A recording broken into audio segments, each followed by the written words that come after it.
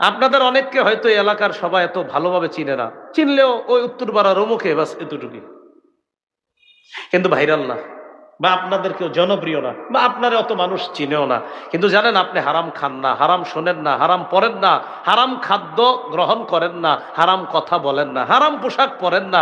মানুষ আপনাকে চেনুক বা না চিনুক, মানুষ আপনাকে আল্লাহর ওলি বলুক বা না বলুক, আল্লাহর খাতায় নবীর ভাষায় আপনি শ্রেষ্ঠ আবেদ, শ্রেষ্ঠ ওলি হয়ে যাবেন।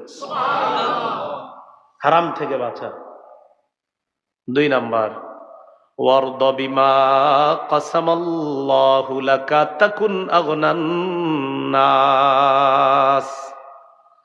আল্লাহ তোমার জন্য যা ফয়সালা করে রেখেছেন, যা বন্টন করে দিয়েছেন, এতে তুমি সন্তুষ্ট থাকো। তুমি মানুষের মাঝে সবচেয়ে স্বনির্ভর বান্দা হয়ে যাবা। তুমি মানুষের মাঝে মনের দিক থেকে সবচেয়ে ধনী মানুষ হয়ে যাবা। একটা কথা মনে রাখেন, আপনি মরার আগ পর্যন্ত যে রিজিকগুলো আল্লাহর থেকে পাবেন, আপনি এই রিজিক না পাওয়া পর্যন্ত আপনি মৃত্যুবরণ করবেন না, আপনি মারা যাবেন না। নবীজি সাল্লাল্লাহু আলাইহি সাল্লাম বলেছেন, তোমাদের কেউ মৃত্যুবরণ করবা না যতক্ষণ না পর্যন্ত তার বরাদ্দকৃত রিজিক শেষ না হবে। তাই শোনো আমার উম্মত, লা ইয়াহমিলান্নাকুম ইস্তিবতাউর রিজকি ফি মাআসিল্লাহ। গুনাহের মাধ্যমে রিজিকটা পকেটে ঢুকায়ও না। তুমি আগে আগে হারাম পদ্ধতিতে টাকাটা কামাই করে পকেটে ঢুকাও, আরে না, হালাল ভাবেই তোমার পকেটে এটা আসবে। কেন আগে আগে হারাম পদ্ধতিতে আনো? তোমার জীবনে আল্লাহ যা রাখছে, তোমার এই জিনিসটা পূর্ণ হওয়ার আগে তোমার মরণ আসবে না। অতএব তুমি হারাম পদ্ধতিতে কিছু তালাশ করবা না, তোমার বরাদ্দকৃত রিজিকটা হালাল ভাবেই আল্লাহর কাছ থেকে তুমি অনুসন্ধান করে চেয়ে নাও, তুমি উপার্জন করে নাও হালাল ভাবে। অনেকে সুদের মাধ্যমে তাড়াতাড়ি ধনী হইতে চায়।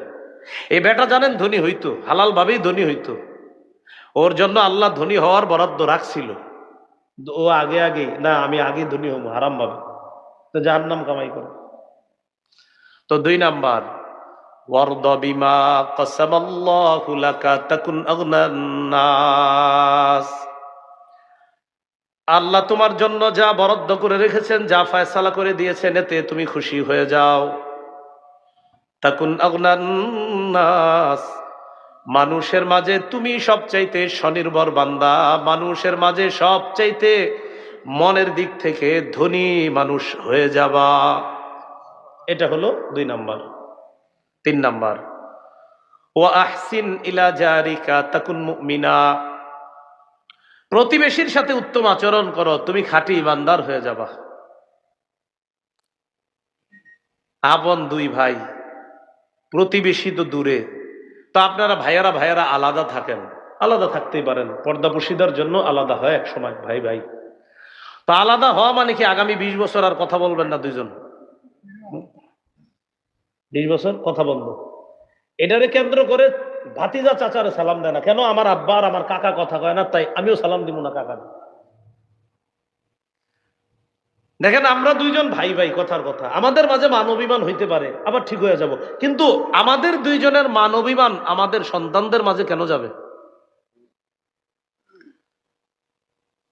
ভাইয়ে ভাইয়ে একটু মান অভিমান হইতে পারে, তো একজনে আপনার চাচা লাগে, আরেক দিক দিয়ে জ্যাঠা লাগে সম্পর্কে। আপনি জ্যাঠাকে সালাম দেন না কেন? তুমি জ্যাঠাকে সালাম দাও না? আমার জ্যাঠা আমার আব্বার সাথে কথা বলে না। চাচাকে সালাম দেয় না, চাচাকে কেন সালাম দিলেন না?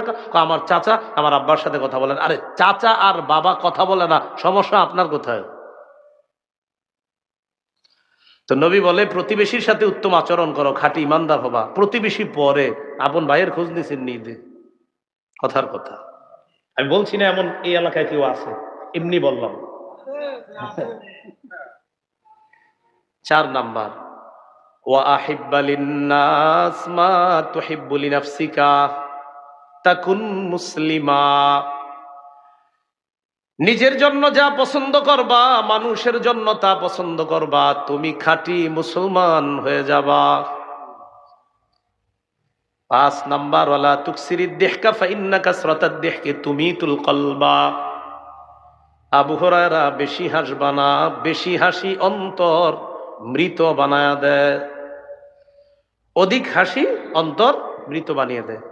এটা ট্রাই করবেন কিভাবে? মাঝে মাঝে বন্ধুরা খুব হাসাহাসি করেন, অনেকক্ষণ হাসাহাসি করতে করতে করতে করতে দেখবেন নামাজ পড়তেও আর ভাল লাগে না। কারণ আপনার দিল এমন মরছে, অন্য কিছু আর তেমন ভাল লাগে না, খারাপ লাগে।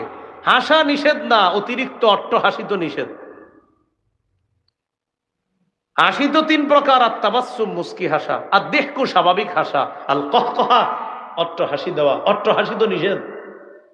দেহকুন স্বাভাবিক হাসি ঠিক আছে, আমাদের নবীজিও স্বাভাবিক হাসতেন, মাঝে মাঝে স্বাভাবিক হাসতে হাসতে আল্লাহ রসুলের সামনের দাঁত মোবারক গুলোও দেখা যাইত। সুবহানাল্লাহ। তার মানে অট্টহাসি না। তাহলে 5 নাম্বার, বেশি হাসলে অন্তর মরা বানায় দেয়। প্রিয় ভাইরা, এই হাদিস থেকে 5টি জিনিস শিখলাম, যদিও হাদিস থেকে আমাদের উদ্দেশ্য একটা আলোচ্য বিষয়ের সাথে, সেটা হলো গুনাহ ছেড়ে দেওয়া, হারাম কাজ ছেড়ে দেওয়া, নিষিদ্ধ কাজ ছেড়ে দেওয়া। এটা জানতে গিয়ে আরো 4টা জিনিস জানছি। 1 নাম্বার, হারাম থেকে বাঁচো, শ্রেষ্ঠ আবেদ হবা। 2 নাম্বার, তোমার জন্য আল্লাহ যা বরাদ্দ করেছেন এতে সন্তুষ্ট হও, মনের দিক থেকে ধনী হয়ে যাবা। 3 নাম্বার, প্রতিবেশীর সাথে উত্তম আচরণ করো, খাঁটি মুমিন হয়ে যাবা। 4 নাম্বার, নিজের জন্য যা পছন্দ মানুষের জন্য এটা পছন্দ করবা, খাঁটি মুসলমান হয়ে যাবা। 5 নাম্বার, আবু হুরায়রা, বেশি হাসবা না, বেশি হাসি অন্তর মৃত বানিয়ে দেয়। প্রিয় ভাইয়ারা, যুবক ভাইয়ারা, অনেকে আছি আমরা মাঝে মাঝে 4-5 জন একসাথে হইলে, আমি বলছি না হাসাহাসি করা একদম নিষেধ, আপনি হাসবেন, লিমিটের মধ্যে হাসেন, কিন্তু এত পরিমাণ হাসেন যে হাসতে হাসতে ওই মজলিসটা শয়তানের মজলিসে রূপান্তরিত হয়ে যায়। এর মানে শয়তান আপনাদের চারদিক থেকে ভয়ঙ্করভাবে ধোঁকা দেওয়ার চেষ্টা করে। আল্লাহ আমাদেরকে হেফাজত করে।